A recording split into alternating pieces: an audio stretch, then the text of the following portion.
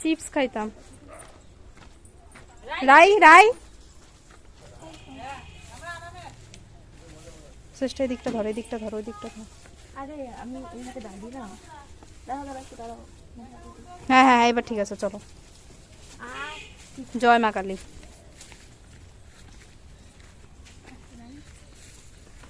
গোবর কেন রাম,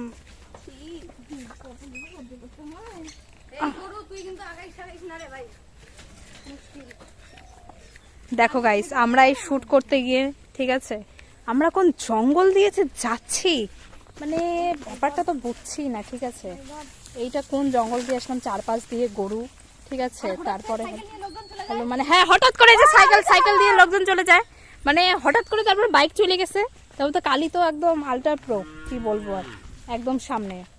আর হলো কি বলে, আমাদের পার্বতী যাচ্ছে, মানে পার্বতী তো মানে কি বলবো, মরতে এসে যে মানে কি করলো আমি বুঝতেই পারছি না। এখন জামা কাপড় উঠিয়ে একেবারে পারলে এক্ষুনি দৌড় মারবে, মানে এ পার্বতী বলে পড়েই যাবে, ভগবান।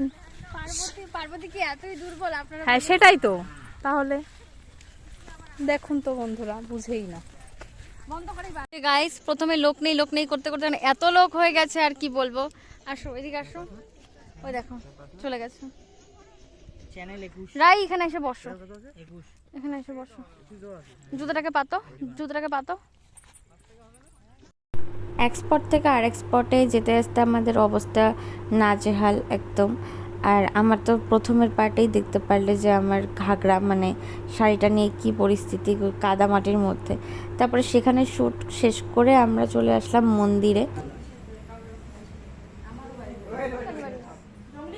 হ্যাঁ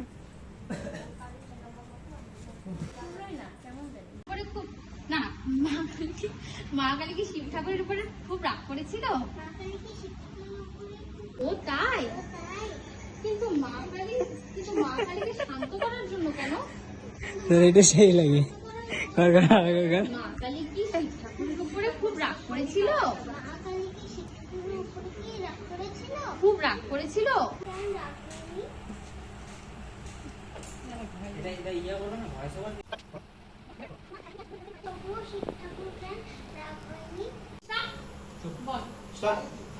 পাগলি মেয়ে, শিব ঠাকুর কেন রাগ করতে যাবে? শিব ঠাকুর তো নিজেই শুয়ে পড়েছিল যাতে তার পায়ের